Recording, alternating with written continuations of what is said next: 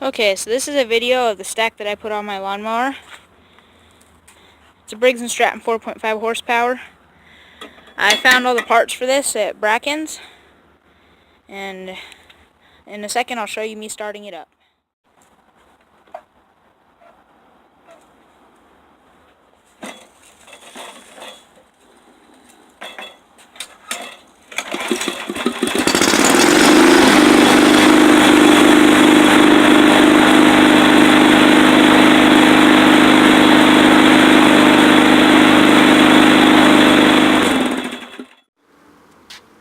So I think in total I spent about 25 to 30 bucks on this.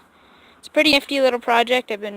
As you can see, I started cutting my farm friend's lawn. They've been really nice. They've let me use my mower. You can see their garden. They own the whole farm. So, one last thing. Here's me cutting the grass with it.